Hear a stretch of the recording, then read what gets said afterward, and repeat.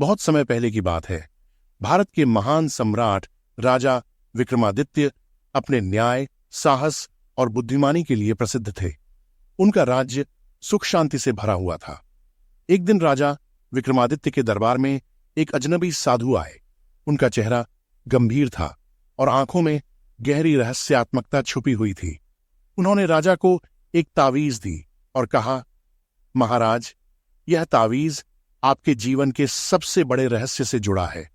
इसे संभाल कर रखें, क्योंकि यह आपकी और आपके राज्य की किस्मत तय करेगा। राजा विक्रमादित्य ने तावीज लिया, लेकिन साधु के शब्दों को हल्के में लिया।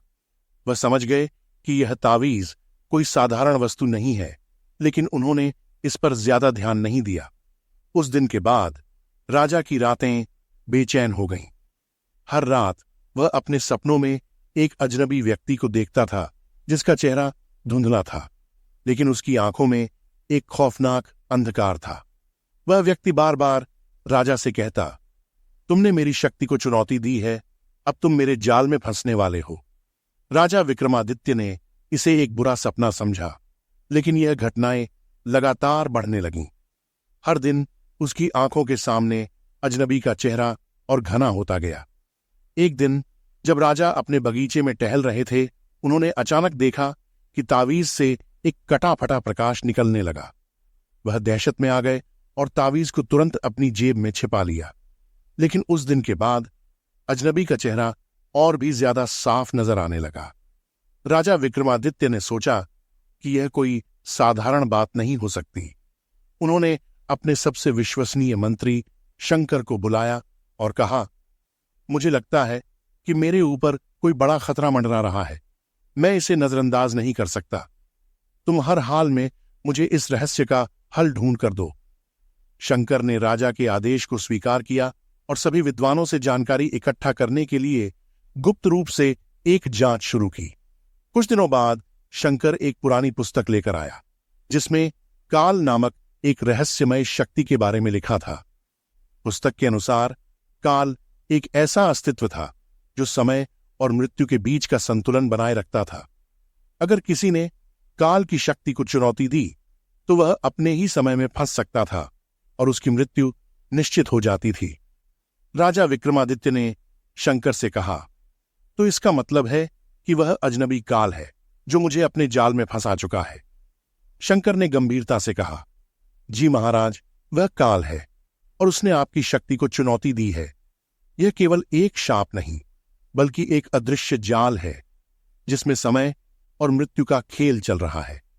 राजा विक्रमादित्य ने तय किया कि वह इस रहस्य का सामना करेंगे। उन्होंने अपनी पूरी सेना को तैयार किया और उस स्थान पर पहुंचे जहां से यह सब घटनाएं शुरू हुई थीं। राजा विक्रमादित्य ने तावीज को फिर से बाहर निकाला और जैसे ही वह तावीज से चमत्कारी रोशनी बाहर आने लगी, एक भयावह धुआं उठने लगा। उस धुएं में एक विशाल रूप सामने आया जो काल का था। काल की आवाज गूंज उठी, राजा विक्रमादित्य, तुम्हारे साहस और ताकत ने मुझे चैलेंज किया है। अब तुम्हें मेरी शक्ति का सामना करना होगा। राजा विक्रमादित्य ने बिना डर के कहा, मैं तुम्हारी चुनौती स्वीकार करता हूं काल, परंतु मैं यह जानना चाहता हूं कि मुझे अपनी मृत्यु का सामना क्यों करना पड़ेगा। काल ने मुस्कुराते हुए कहा, क्योंकि तुमने अपनी शक्ति से समय और मौत के नियमों को तोड़ा है। अब तुम्हें वह कीमत चुकानी होगी। लेकिन तुम यदि मेरे 3 सवालों का सही उत्तर दे सको तो मैं तुम्हें मुक्त कर दूंगा। राजा विक्रमादित्य ने सहमते हुए भी हिम्मत दिखाई और कहा, पूछो, मैं तैयार हूं। काल ने पहला सवाल पूछा, अगर किसी को अपनी जिंदगी में 2 रास्तों में से एक चुनना हो, एक रास्ता जो हमेशा कठिन हो और दूसरा जो सरल हो, तो वह क्या चुने?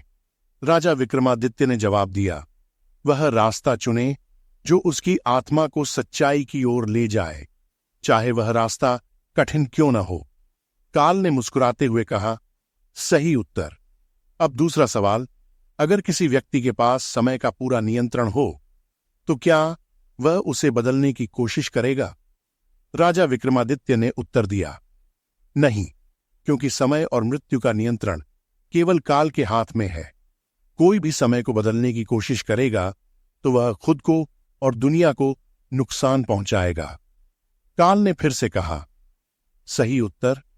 अब आखिरी सवाल, यदि तुम्हारे पास मृत्यु का सामना करने का अवसर हो तो क्या तुम इसे स्वीकार करोगे? राजा विक्रमादित्य ने गहरी सांस ली और कहा, मैं मृत्यु से नहीं डरता, क्योंकि मृत्यु केवल एक नया आरंभ है। मैं इसे स्वीकार करता हूं, लेकिन अपने राज्य और प्रजा की भलाई के लिए। की छाया थोड़ी हल्की हुई और फिर उसने कहा, तुमने सही उत्तर दिए। तुम्हारी शक्ति और बुद्धि ने मुझे पराजित कर दिया। मैं तुम्हारे राज्य को छोड़ रहा हूं। तभी वह अदृश्य हो गया और राजा विक्रमादित्य को एहसास हुआ कि उन्होंने काल के जाल को तोड़ दिया था। तावीज शांत हो गया और राज्य में फिर से सुख शांति लौट आई। राजा विक्रमादित्य ने उस दिन समझा कि साहस, बुद्धि और आत्मविश्वास से किसी भी अदृश्य शक्ति का सामना किया जा सकता है। उन्होंने यह भी जाना कि समय और मृत्यु से बड़ा कोई शक्ति नहीं है और हमें अपने जीवन के हर पल को सही दिशा में जीना चाहिए।